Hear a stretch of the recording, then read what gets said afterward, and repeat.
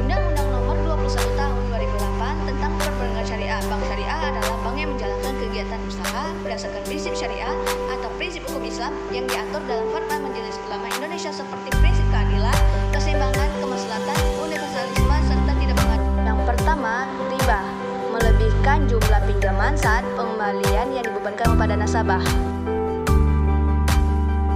Sebagai contoh, pada saat melakukan pembiayaan, bank melakukan penambahan dana angsuran tanpa melalui kesepakatan dari awal.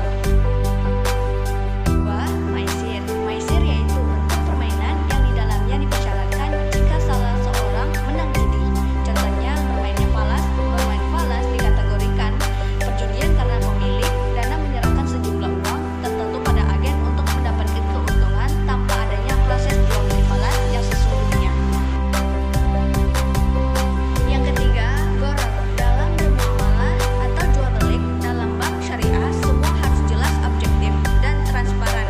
Contohnya, kita melakukan pembelian kambing yang masih ada di dalam kandungan, maka kita tidak tahu apakah anak kambing tersebut lahir dengan sehat atau cacat. Zalim adalah transaksi yang menimbulkan ketidakadilan bagi pihak lain.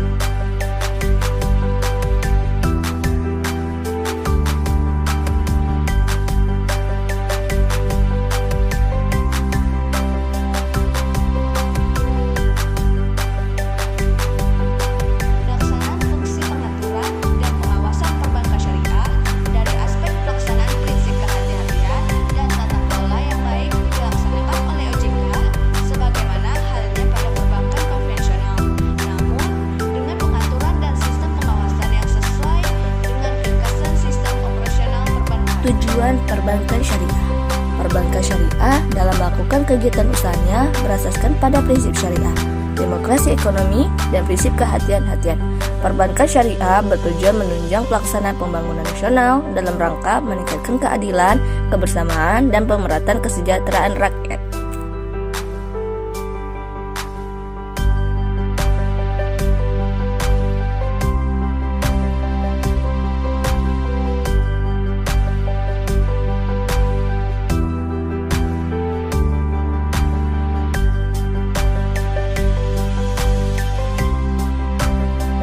Bank pengawasan syariah wajib dibentuk di bank syariah dan bank umum konvensional yang memiliki unit usaha syariah maupun BPRS dengan diangkat oleh rapat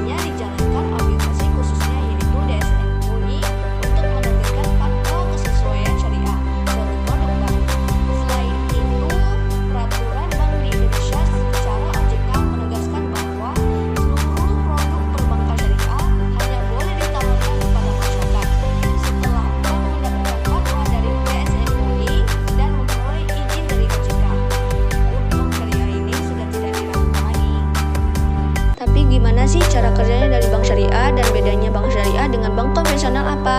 Nah, bedanya dasar bank syariah dengan bank konvensional adalah bank syariah tidak mengenal istilah bunga berbunga.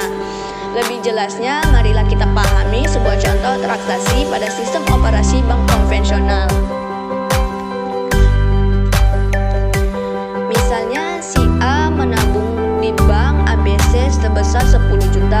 Uang 10 juta yang ditabung oleh si A ini nantinya akan digunakan oleh bank ABC di perkreditan. Sebagai imbalan, bank ABC akan memberikan bunga simpanan pada si A.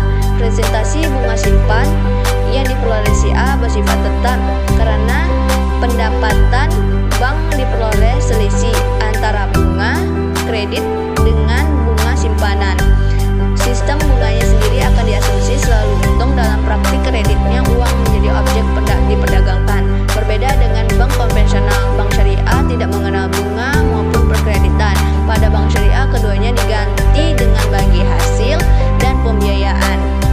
Pada kasus si A tadi, si A tidak akan mendapatkan presentasi keuntungan yang sama dikarenakan pada sistem operasi bank syariah dan yang dikelola yaitu menggunakan sebagai hasil. Dalam hal ini presentasi keuntungan tergantung pada pendapatan bank syariah itu sendiri. Pendapatan bank syariah berfluktuatif mengikuti naik turunnya pendapatan nasabah yang dibiayai dan akan berpengaruh kepada besar dan kecil bagi hasil yang diberikan kepada penabung. Sistem bagi hasil memungkinkan adanya keuntungan maupun rugi dalam praktik pembiayaan. Uang adalah alat pembayaran atas terjadinya transaksi bukan sebagai komoditas. Itulah tadi bank syariah dengan bank konvensional. Jelas ya, bukan bunga tapi bagi hasil. Nah, kalau di Indonesia sendiri ini adalah Bank Syariah Indonesia loh.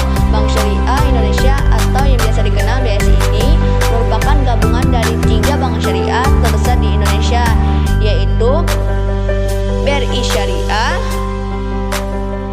BNI Syariah, dan Bank Mandiri Syariah yang didirikan pada tanggal 1 Februari 2021 kemarin. Pendirian BSI ini adalah bagian dari upaya komitmen pemerintah dalam memajukan ekonomi syariah sebagai pilar baru kekuatan ekonomi nasional yang juga dalam jangka panjang akan menolong Indonesia sebagai salah satu pusat